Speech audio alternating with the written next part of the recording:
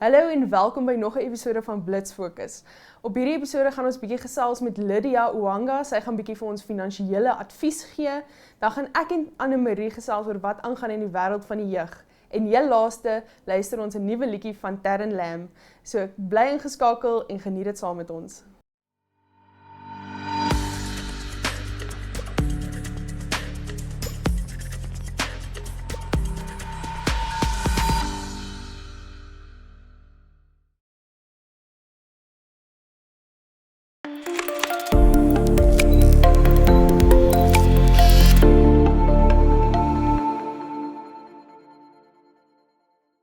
Welkom Blitsfokkers kykers by vandag se Wat is Nuut.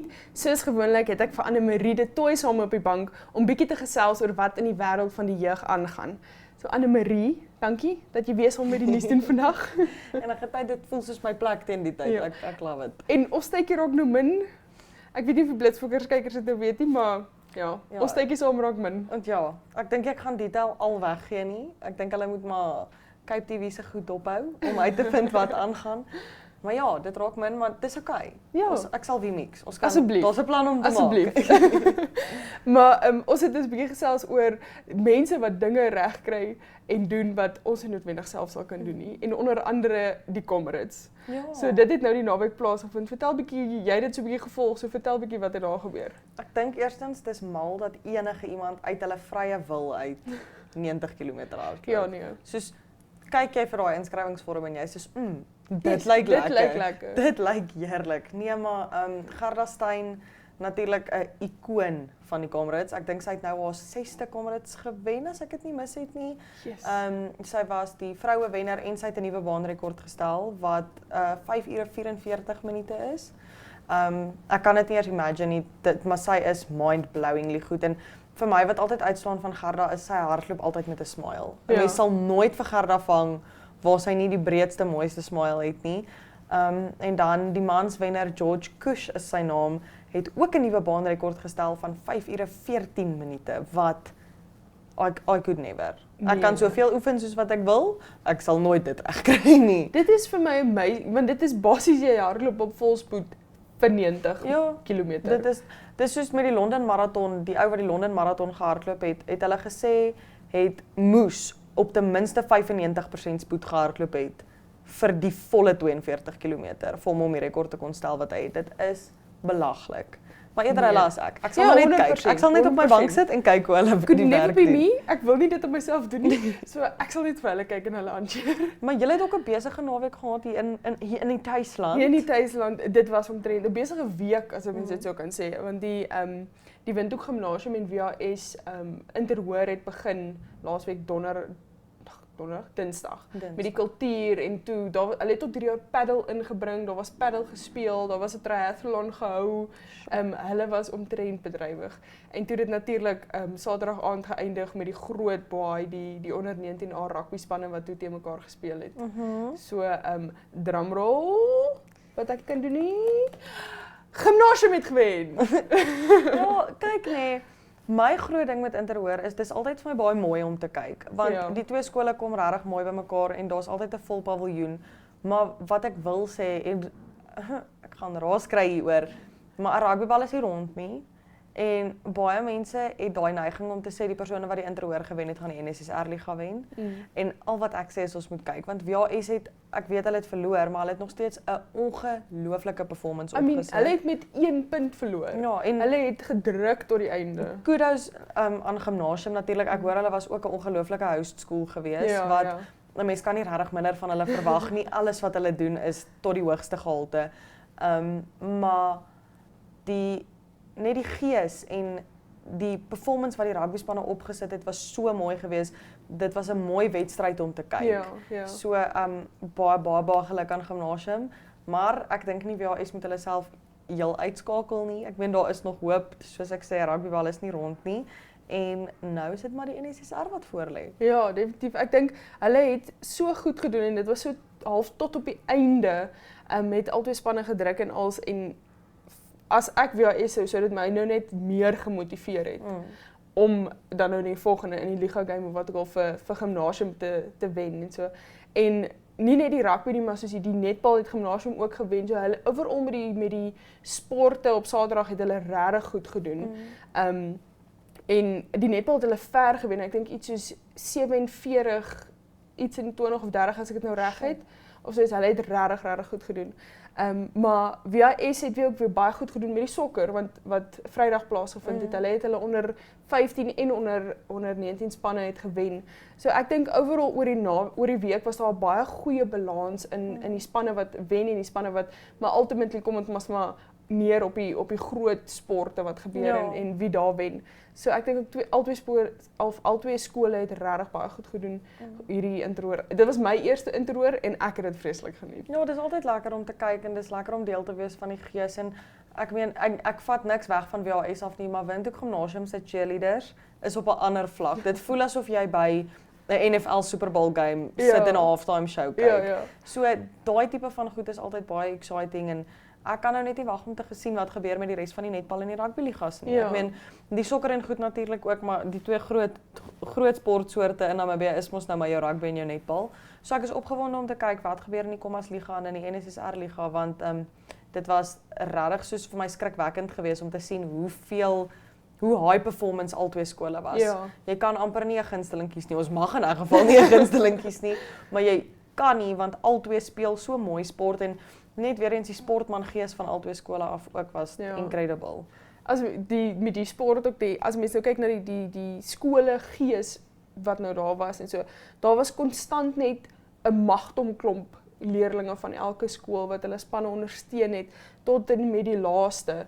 Elke sportkoor as een verby is dan vlok almal na die volgende een toe. Daar was net jy kan die hele tyd was daai die kompetisie tussen die twee skole vir die gees was konstant daar. Dit was my baie lekker om te sien. Hulle het regtig en veral met die big brag ook. Jy sien die skole het net uitgehou, hulle gewys obviously daai. Maar jy moet my nou eers vertel van hierdie big brag want hoekom het ek vir Elof in 'n lion suit gesien? Hy was daar in 'n lion suit.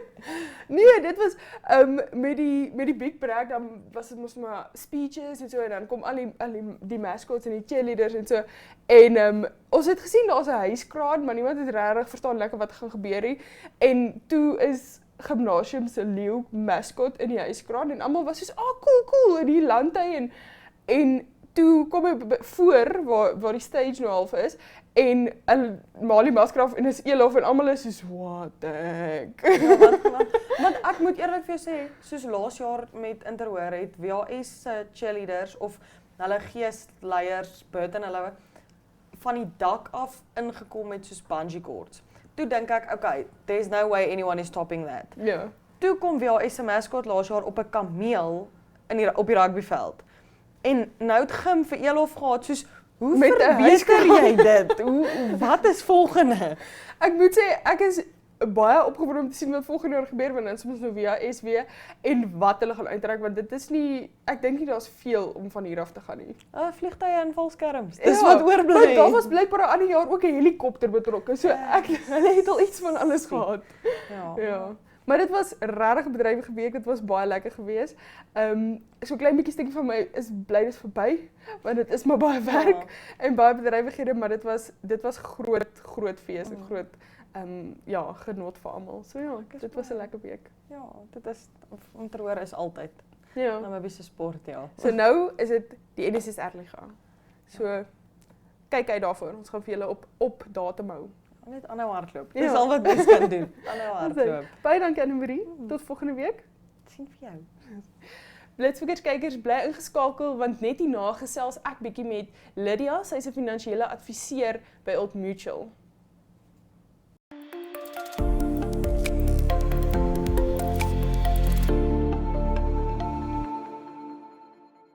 Blitsfoekers kykers, welkom by vandag se onderhoud.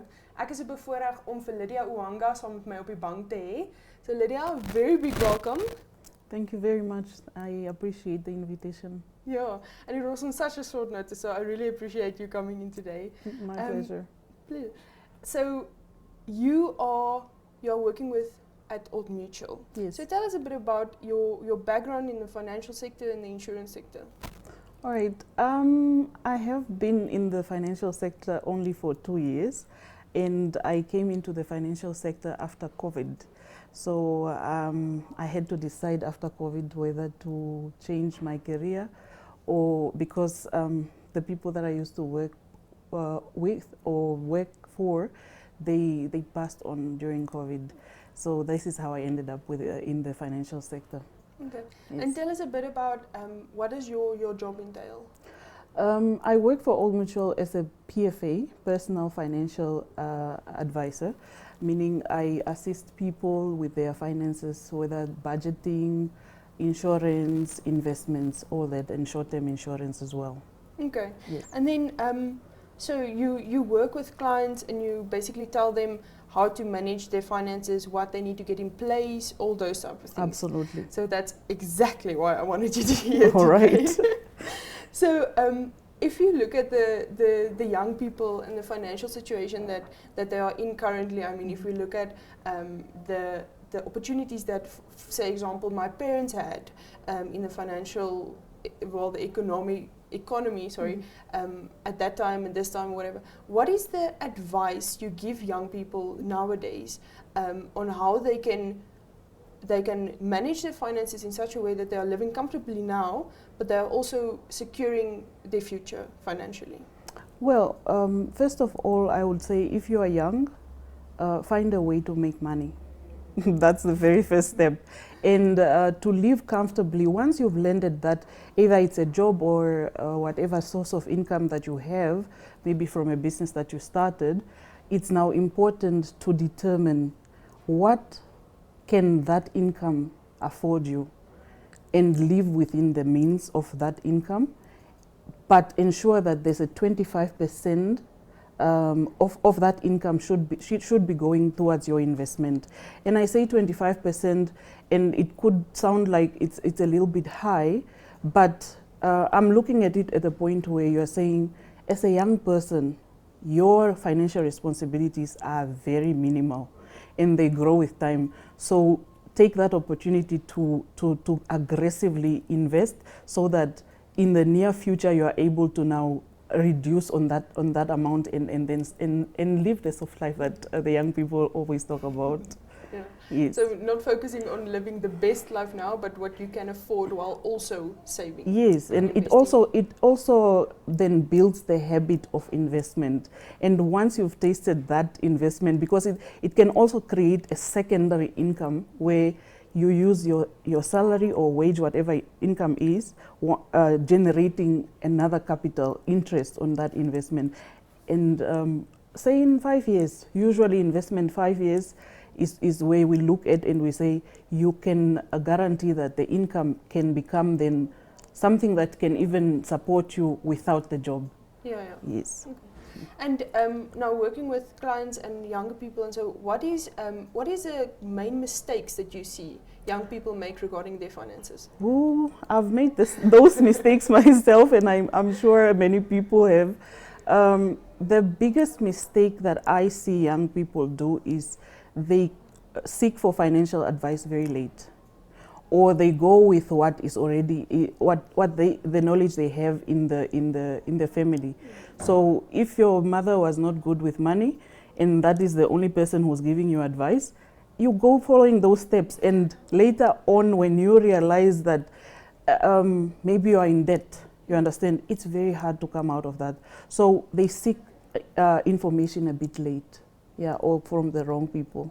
Okay. Yes. So the advice there would be then to make sure that as soon as you are financially on your own, before we don't go look for a job to become a doctor and then you learn how to become a doctor. Yes. So why are we waiting for the first job for you to go and find out what you're supposed to do with your finance? As little as you get from your parents or whoever gives you money, just read upon books. That's why I love social media. Social media has opened rooms for us to learn from the best people, from different people across the world, and get what we need. The information that you need might not be the same that I need, but I can find it. And then from there you can also now walk into maybe Old Mutual and find out what exactly is this. Walk into Old Mutual and go ask for Lydia. You can do that as well.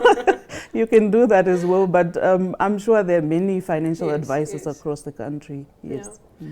Okay, so for the young people, they have now their first job. Yes. So going from there with their first paycheck or registering at their first job, what's the steps there? Like, do they need a pension? Do they need a life insurance? Where do they start? I love this question. I love this question because a lot of young people that they are landing their first job, they assume that financial advice is for the rich people or for the people that they are now preparing for retirement. Yeah. But when should one really prepare for retirement?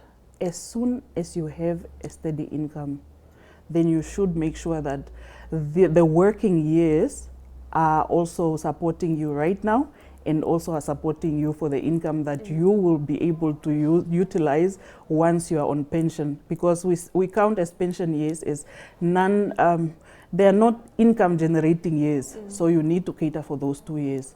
It's very, very important. I lost my train of thought, so I can't remember No, what the question was what, so as soon as they have their job, what is the first steps? What do they do? Yes, so seek information on the pension. Find out if your employer has a pension for you. If it's not in place, a financial institution provide that, then you can prepare that for yourself. But in essence, let's put it this way, not everybody needs a pension to prepare for pension if they are coming from a background where their parents are already sorted that out, you understand? Same with life insurance. But I want you to look at it, especially with life insurance then. The thing is, life is unpredictable. As a human being, I want you to think of yourself as an income generating investment. So what do we do with investments? We protect them, and that is where life insurance comes in. So it's important to get life insurance. If you need it yesterday, not today, not later. But as soon as you get into a job, please find this information. It doesn't mean that if you have a conversation with me today as a financial advisor, then you need to commit today. You need the information and then decide which one do I need and how much of it do I need. Okay. And a lot of people see life, well, for me, I'm I'm only now starting to educate myself on finances and how to manage it and what do I need and what do I don't need and all that. Okay. So just explain a bit about life insurance, because for me, I always had the idea though, it was like a life insurance, life policy. So if something happens to me and I die or something, then the people that I assign it to get this sum of money. Okay. But there's a lot of things attached to it, so you can get a life insurance or a life policy that pays out this or when that happens, or so just tells a little bit about what life policies actually is. All right. In short, you do have the right information. Yes, life insurance is supposed to pay out once the insured person has passed on or demised per se. But as I said, your parents are looking up to you now. You are generating money, so you are a money generating investment. Yes. So we are saying life insurance, especially the life cover, it's supposed to replace your income that you used to generate for your dependents that you are going to leave behind. Okay. The dependents, it's all up to you, who you identify as dependents, and you give them those benefits. The other thing is also you are able to cover also your parents. Say, for instance, your parents were not able to take out a life cover for themselves, but then you have maybe 2-3 other siblings that are younger than you, or you just know, should anything happen to your parents, then you have to take over that responsibility. Then it's important to take a life insurance on your parents, so that money then is able to sustain your siblings, even in the case you are still here, but the parents are not. Okay. Funeral covers, and it's self-explanatory, and also severe illness. I think that is one of the covers that are insurances that are really hardly spoken about. But we have cancer in this world. Yeah. And it's covered. Even early detection, take this money and go and use it to supplement the medical aid. Okay. Yes. Yeah. So there's just a vast varied there are options. Yes, there are, and it's important for people to take time the youth, take time and consult with a financial advisor. Find out what you need, especially it's also important to know that covers are cheaper when someone is healthier and when you have more time to up to 6 years to pay it off, yes. Okay. And then moving on to a bit of the housing and the business and that, if, let's say I plan on, my goal is to buy a house 5 years from now. Yes. What do I need to do now to ensure that I am able to do it in 5 years? Go shopping. Go shopping for a house.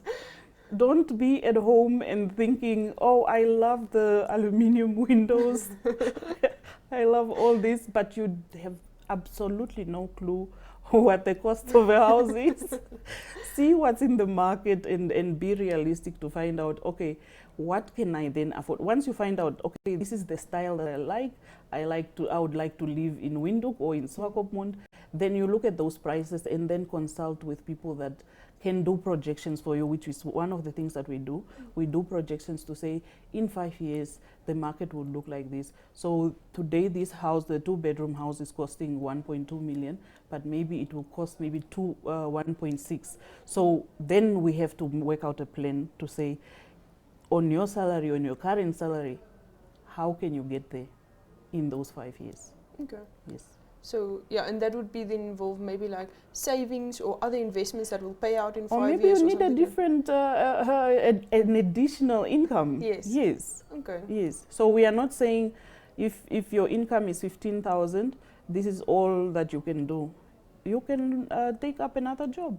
You can do other things so that you live the life that you need, that you want, so that you're at peace and happy. And life. reach your life goals. Yes. And then just lastly, quickly, what is your main advice to young people that are now starting their like financial independence? 3 things that I learned from Robert Kiyosaki. Number 1, find an income, a way to make money. If you want to go to varsity and study, you want to open a business, whatever you want to do, generate income. Secondly, learn how to keep the money in your pocket so that it's not flowing out. There's people with high incomes that at the end of the day, there's absolutely nothing to show for. So you need to learn that. And the third thing is now how to grow the money. And it's very, very important that you make you make sure that you put money where it's going to grow. Yeah. Yes. So you can take care of yourself. And everyone else. Yes. Remember, we are individuals yet in a community. If you are my dependent and he's also a dependent on me, if I'm no longer here, what would happen? You understand? Yes. But if we are all here generate money, income generating investments, then it's 3 people rather than 1 person. Yeah. Yeah. Thank you so much, Lydia, for sharing your knowledge. All right. I appreciate it so much, and I am sure that the people at home really learned something. I definitely learned something today, All right. so I hope they also did. Thank you for joining me. Thank you very much for your time. Thank you. All right. Blitsfokkers kykers, bly net ingeskakel want hierna gaan ons bietjie na 'n nuwe liedjie luister.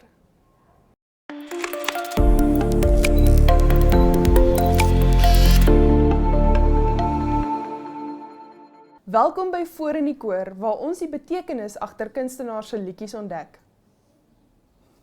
Langpad na die hemel is 'n treffende emosionele gelaaide lied deur Terren Lam wat handel oor die skielike skok en diepe rou en die oorweldigende pyn wat 'n mens tref nadat jy die nuus van 'n geliefde se afsterwe ontvang het.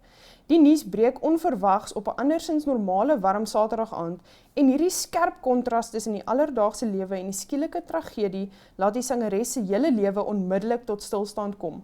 Die hartseer word beskryf as 'n fisiese mag, 'n woedende vuur en 'n gewig op haar bors wat haar wese sonder hande versmoor, wat die totale magteloosheid van die mens voor die dood uitlig.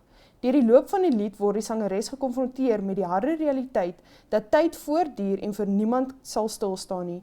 Hierdie besef bring 'n diepe worsteling mee oor hoe laaste oomblikke saam sy wonder met groot hartseer of hulle laaste groet of goodbye genoeg was en of daar ongesêde dinge is wat nou in spyt en verlange gaan verander. Die herhalende verwysing na die donderweer beklemtoon hoe die trauma van die verlies haar binneste skud terwyl sy probeer sin maak van die nuwe veranderende werklikheid waarin daar skielik anders is.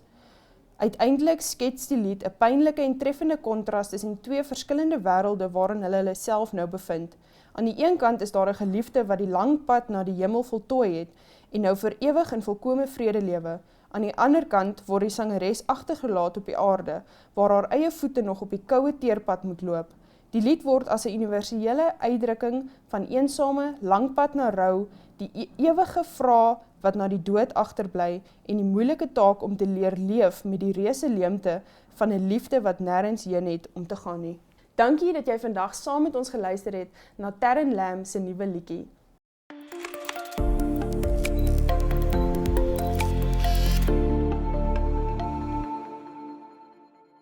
Dankie dat julle saam met ons gekuier het hierdie Blitsfokus episode. Ons is terug volgende week, selfde tyd, selfde plek. Tot dan, totsiens.